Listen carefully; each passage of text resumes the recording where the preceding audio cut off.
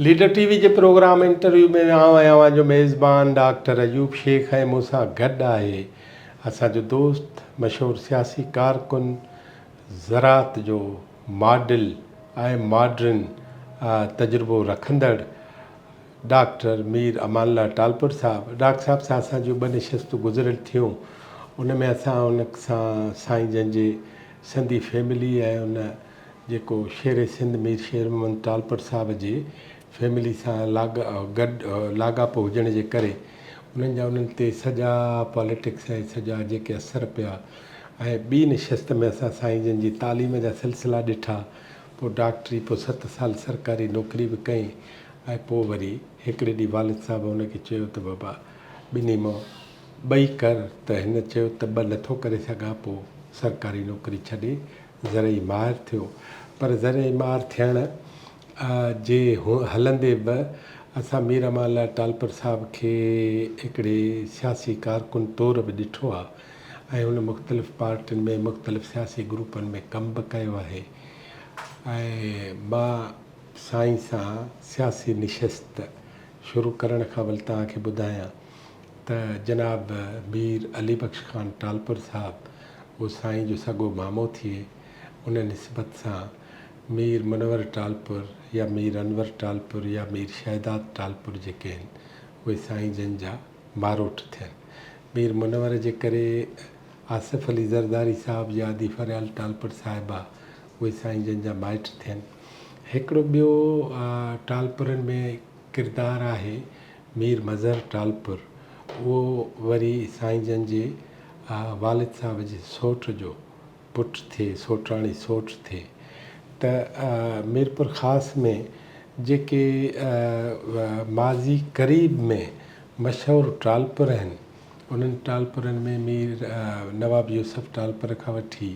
ॿिए जेका आहे मीर अमानुल्लाह टालपुर, मीर मज़हर या मीर मुनवर, त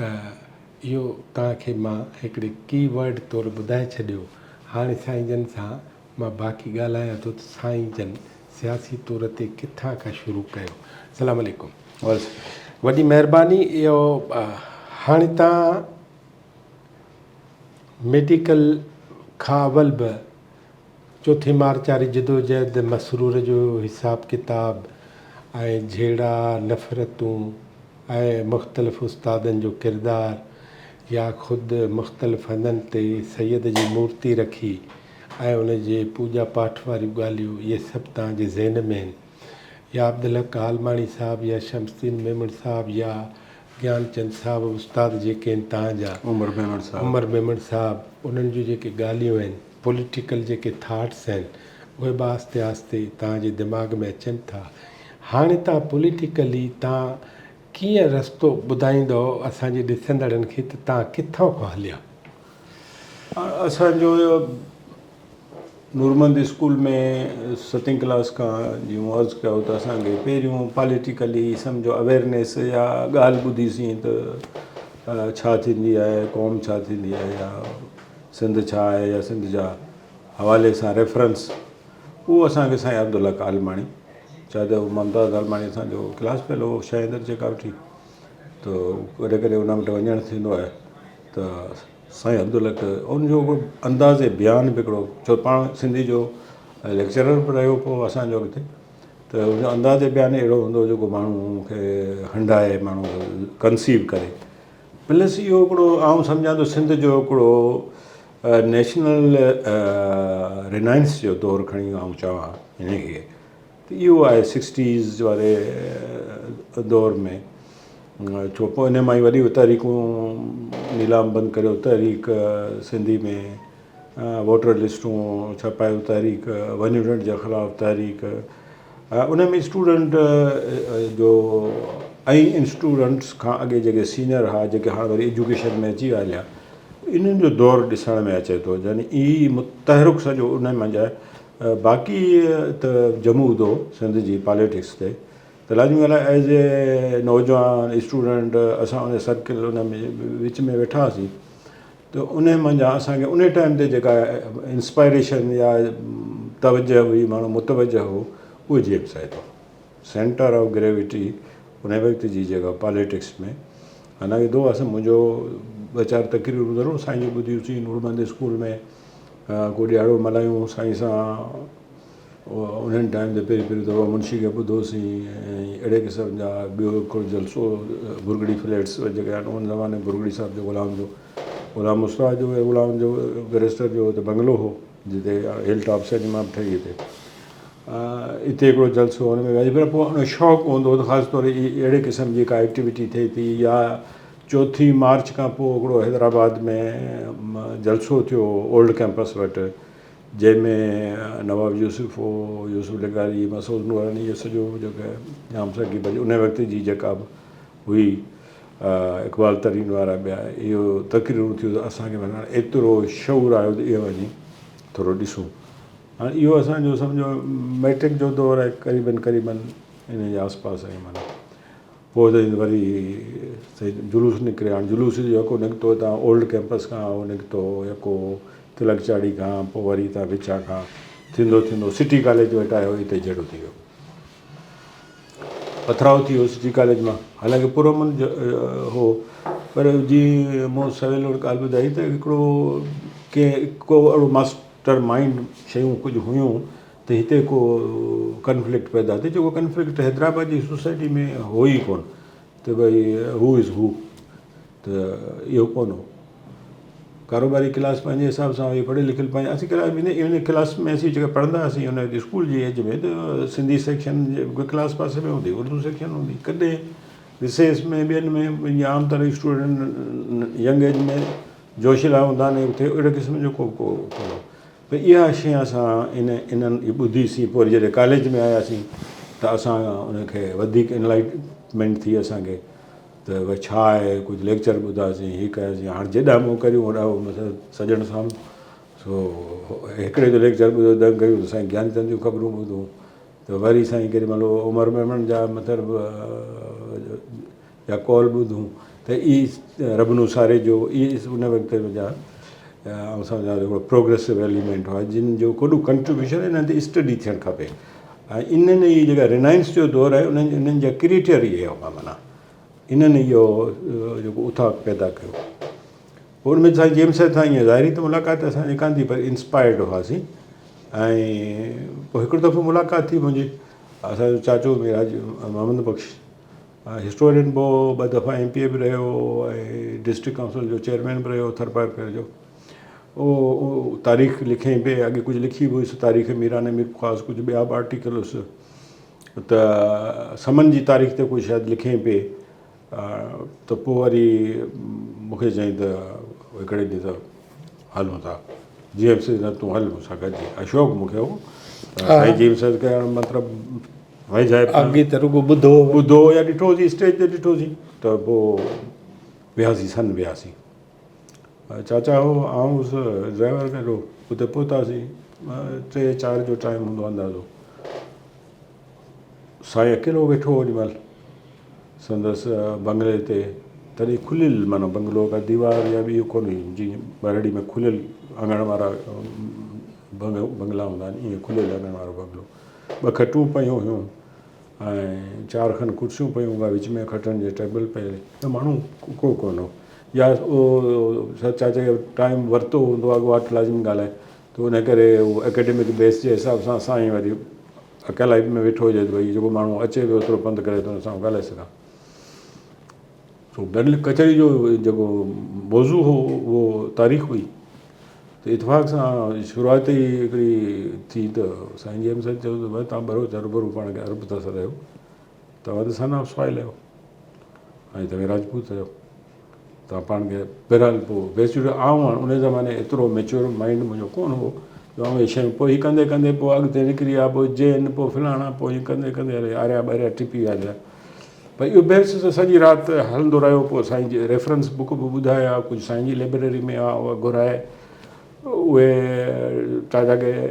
ॾेखारिया जेके कोट वग़ैरह खपनि त तव्हांखे आउं वरी उन जा मोकिले ॾियां ऐं कुझु भई ॿुधाई ही अथर आहिनि हिते हूंदा या ब्रिटिश लाइब्रेरी में उते तव्हांखे कुझु मिलंदा कुझु किताब कुझु इंडिया जे कुझु लाइब्रेरियूं आहिनि उते तव्हांखे मिलंदा बहरहाल हो फोकस समन जी तारीख़ जो माना सही राति वेठा सॼो सुबुह ताईं कचहरी हलंदी रही साईं मतिलबु केॾीमहिल ईअं खटते जी वेबो आहे पेर हेठि करे, केॾीमहिल वरी जी बिस्तरो वेढियल बिस्तरो हूंदो आहे हुनखे टेक ॾेई थोरो आइली पए। हा आइली पए भई फिर कचहरी हलंदी रही। हाणे आऊं सिरो ॿुधण वारो हुआ ॻाल्हाइण वारा। बहरहाल सुबुह जो नाश्तो वाश्तो करे पोइ असां रवाना। इहा मुंहिंजा GM साहिब सां मुंहिंजी फस्ट हुई, त भलाज में ॻाल्हाया नॉलेज जो हिकिड़ो असांजे हिसाब सां असां सॼी राति बहस में ॾिठो ऐं बेस हुन टाइम ते हलिया विया जैन, पोइ हुन खां अॻिते सिस्टम क़िस्म हलियो हलियो वञी तारीख़ जो वञी सफ़ा अवैली दौर खां बीठा था। असां त ज़हन ते ब्रेक लॻी ॻाल्हाए त हाणे अॻिते केॾा था वञूं। बहरहाल सेचुरेटिव त वधीक मुतासिर कयो। फस्ट टाइम एकेडमिक कचहरी साईं जी तकरीरूं ॿुधियूंसीं माशाल्लाह, पर हीअ एकेडमिक कचहरी इंस्पायर कयो। पोइ इन करे मुंहिंजो जेको स्टूडेंट लाइफ जो हो दो आई वॉज नॉट एक्टिव कंहिं पॉलिटिक्स में कंहिं ग्रुप में कोन हुउसि, पर मुंहिंजी इंक्लाइनेशन जेका हुई उहा लाजमगढ़ साईं जी साईं ॾांहुं ॾाढो हो। ऐं इतफ़ाक़ सां असां सां गॾु जेके दोस्त ॿिया पढ़ंदा हुआ उहे बि घणा ई उन्हनि जी जेका हुई उहा इन पासे हुई। छो साम्हूं ओॾी महिल पॉलिटिक्स में या पलीजे साहिब जो उथाक थियो ई कोन हो, त साम्हूं पीपुल्स पार्टी हुई, त पोइ उन करे असांजो मतिलबु होॾां तवजो घणे मुतवजो होॾां रहियासीं। माना हा उन खां पोइ जेको आहे सो हिकिड़ो सुवाल थो पुछां त हाणे इहो पीपल्स पार्टी जी हुकूमत अची वई आहे, हा अची वई हा न। पोइ भुट्टो साहिबु हेॾी वॾी पॉलिटिकल प्रैक्टिस आहे ऐं त उन खे मुतासिर कयो। भुट्टे साहिब सां हिकिड़ी मुलाक़ात थी मीर अलेमन जे बंगले ते, पर आउं उन ज़माने में मैट्रिक जो स्टूडेंट हुयुसि। घणा पॉलिटिकल हा एतिरो अञा कोन हो, बसि एतिरो जो मामा अली बश घणो करे पॉलिटिकल के गैदरिंग वैदरिंग में वेंदो त मूंखे खणी वेंदो। इन ख़्याल खां त छोकिरा सुधरनि सिखनि को ॾिसनि, त मूंखे चई त बहाल तोखे भुट्टे सां मिलायां। 68 जी ॻाल्हि आहे या इहो आहे जेकॾहिं पहिरीं हैदराबाद में जेको थिए थो प्रोग्राम मीर अलेमन जे बंगले ते, इहो उन वक़्त जी ॻाल्हि आहे। पोइ खईं मूंखे, असां आए साईं जीज़ होटल हैदराबाद। साईं जीज़ होटल ते 2-4 माण्हू अॻे वेठा, हिकिड़ो ॿ ॿिया वरी आया। हाणे उन में हिकिड़ो माण्हू मूं सुञातो, पोइ अॻिते हली ओॾी महिल त कोन सुञातो, उहो महराज बाबू ख़ान हो। ॿिया बि हूंदा मसले कान जो। बहरहाल थियासीं हाल अहिवाल सां कचहरी थी, उतां खां पोइ असां वियासीं टंडे मीर महमूद, हुते वेठासीं। जेको आम पंहिंजो रवायती ड्राइंग रूम हूंदो आहे, जेके चौधरो चइबो आहे, उन में कोचनि ते वेठा हुजनि। मूंखे बि विहारे छॾियो त वेठासीं। भुट्टो साहिबु साइड थकल ओॾी महिल आराम में हो साइड वारे कमरे में, उभरंदे पासे कमिरो वेठासीं। ओचितो दरवाज़ो खुलियो त भुट्टो साहिबु सन्हो वार ईअं वॾा ऐं कारो सूट पियल हो माना, ऐं हीअ कफ़ आहे इअं चढ़ियलु आहे, थिन एंड लीन माण्हू उहो ऐं निकितो आहे। असां लाइ त इहो उन टाइम ते हिकिड़ो एज़ाज़ु हो। हाणे भुट्टे साहिब सां मतिलबु हथ मिलायूं, वरी मां तार करायो, मुंहिंजो भाणेजो आहे, मुंहिंजी थींदी आहे रवायती उन हिसाब सां विश कई, वेठासीं। इहा मुंहिंजी वरी भुट्टे साहिब सां बसि इहा ई जेका हुई। पोइ जलसा थिया हैदराबाद में, उहे ॾिठासीं। हाणे पॉलिटिकल अवेयरनेस हुई, अटैचमेंट कंहिंसां बि कान हुई, ज़हन फ्लैक्चुएटिंग हो। भुट्टे जी बि पंहिंजी हिकिड़ी करिश्मा हुई न उन टाइम ते। हाणे उहो बि आयो, उहो बि हिकिड़ो अट्रैक्टिव फिनोमिना। ॿियो वरी मामा वारा हुन सां जुड़ियल सियासी तरह, ऐं मथां वरी इलेक्शन थी जेका पहिरीं भुट्टे साहिब जी, अयूब ख़ान जे ख़िलाफ़ु जेका सॼी वरी हली मूवमेंट हली, उन में बि ॾिठोसीं। हैदराबाद में ट्रकुनि ते इन्हनि ते जुलूस, इन्हनि में भई उन्हनि में हलियासीं गॾु, ॾिठोसीं। वरी इलेक्शन थी मथां त मामा अली बश खे क़ौमी असैम्बली जो टिकट मिलियो, ऐं मीर मोहम्मद खे प्रोविंशियल असैम्बली जो टिकट मिलियो असांजी फैमिली मां। ऐं ॿियो मुंहिंजो जेको पंहिंजो मामू हो, जो मीर अली बख्श जो वॾो ब्रदर मीर इमाम ख़ान, उनखे प्रोविंशियल जो सीट जो टिकट मिलियो। असांजो चाचो उनखे जतोई साहिबु, जो जतोई साहिब जो वालिद साहिबु गुलाम रसूल ख़ान जतोई, उहो ऐं वालिद साहिबु फस्ट टाइम जॾहिं चूंड 46 में पहिरियां ॿई यंग हुआ, हुसैन पंहिंजो यूसुफ हारून, ऐं इहे 3 ॼणा यंग हुआ। त पहिरीं इन्हनि जी असैम्बली हुई, ऐं एज में बराबरि आहे, त उहो पुराणी निस्बत उहा हुई। त भुट्टे साहिबु चयो त मीरन माइक्रो अञा रहे थो, विनिंग कैंडिडेट आहे न, त उहो जितो साहिब जो तव्हां ॻाल्हाए थो, मुंहिंजो आहे मीर अहमद ख़ान सां, वाली साहिब जे नाले सां वास्प आहे। उहो आयो त मीर मंदोश करे चयो पीपुल्स पार्टी जो टिकट वठे। पर असांजी पॉलिटिक्स शुरू खां वठी मुस्लिम लीग सां जीअं रही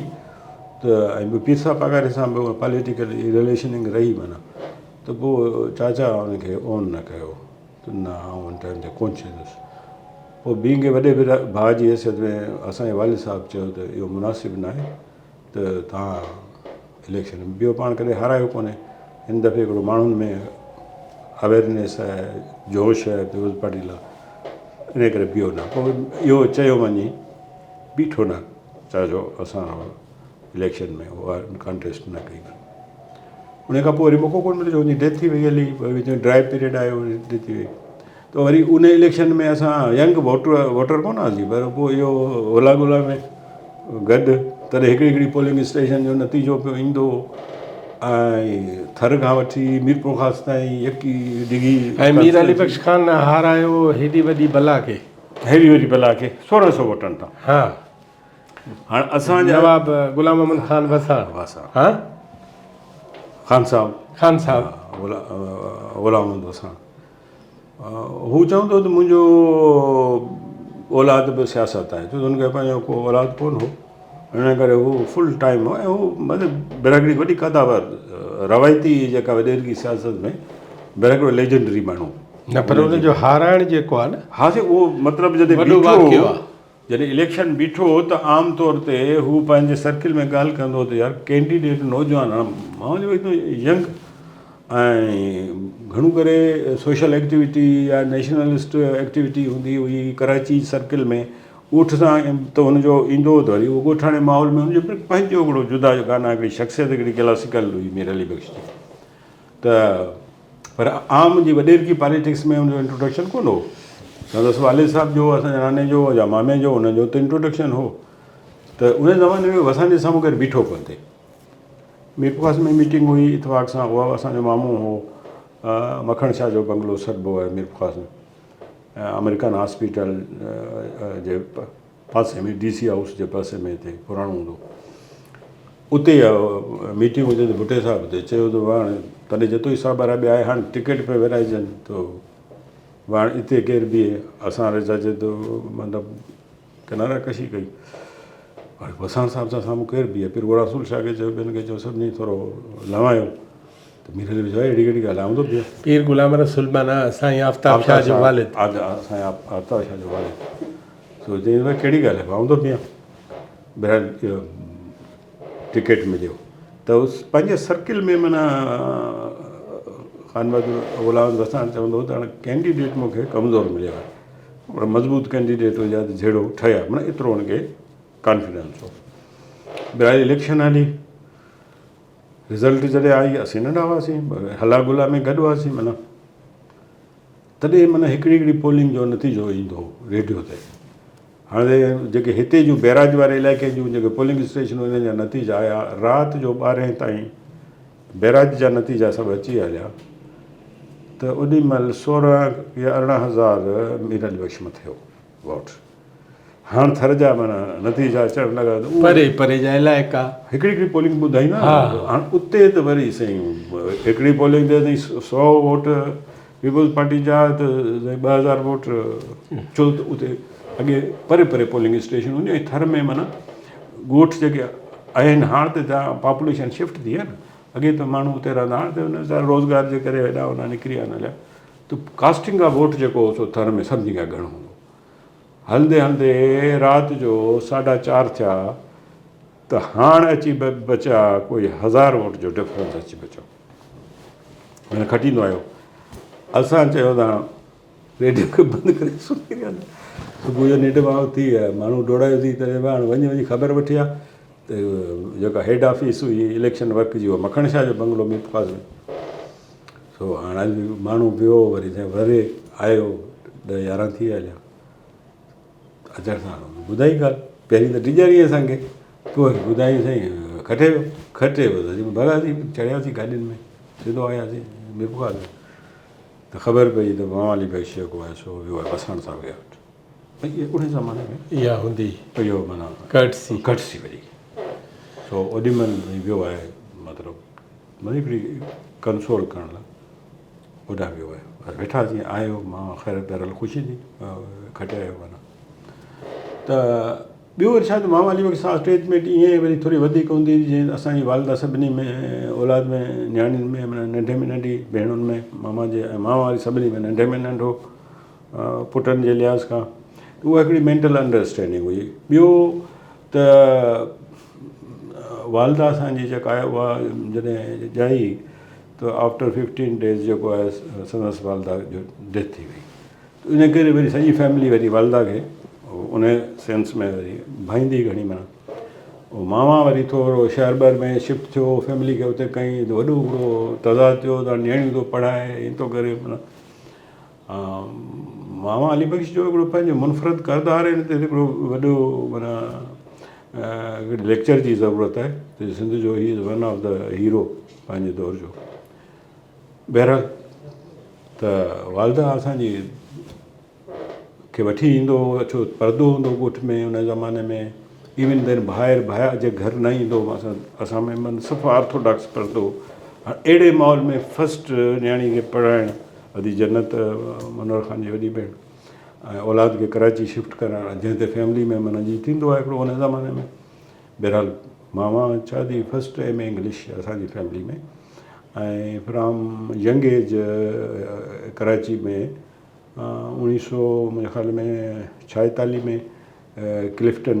ते बंगलो वठी ॾिनो उन ज़माने 1.25 लख रुपए में मिलियो संदसि वालिद साहब वठी ॾिनो त पढ़ंदो हुते इन करे मामा में हिकिड़ो अवामी रुझान हो ॿियो माना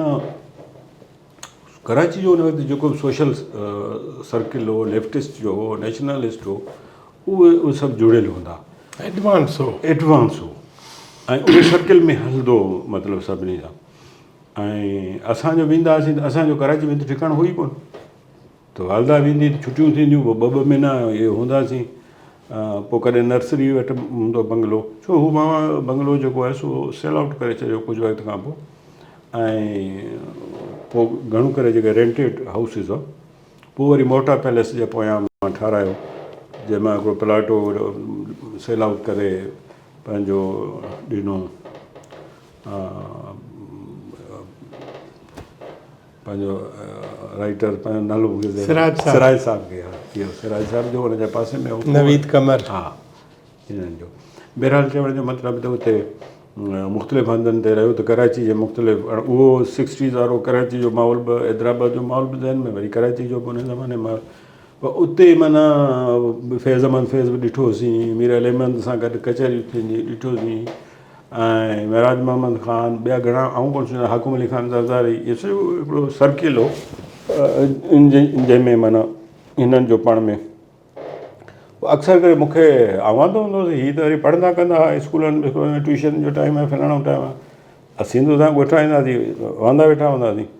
त पोइ मूंखे सॾे विहारे छॾींदो कई दफ़ा अहिड़ी कचहरी थी मीर अली अहमद ते हिकिड़ो फैज़ अहमद फैज़ वेठो हुजे मामा वेठो हुजे ऐं सम्झा 1.5 कलाक जी कचहरी आउं वेठो हुउसि हुते घणो करे उहो सॼी कचहरी जेका हुई शहरो शाइरी में मतिलबु लिफ़ा नसुर शाइर में जवाबु शहर में वज़ाहत शहर में माना कचहरी जो सॼो सो बरल घड़ी हुई सिखिया पोइ मामा अली बख्श माना फीडिंग ॾिनी तंहिं ज़माने में सचाई हिकिड़ो रिसालो निकिरंदो हो ॾिसंदो त हिन में को चकर आहे उन करे पोइ कामरेड ग़ुलाम अहमद मामा यूसुफ लगारी जो मामो उहो सचाई रिसालो कढंदो हो मामा उहो मूंखे पूरा मोकिले ॾींदो हर महीने पहिरीं पाण खणी ईंदो हीउ पढ़ंदो कर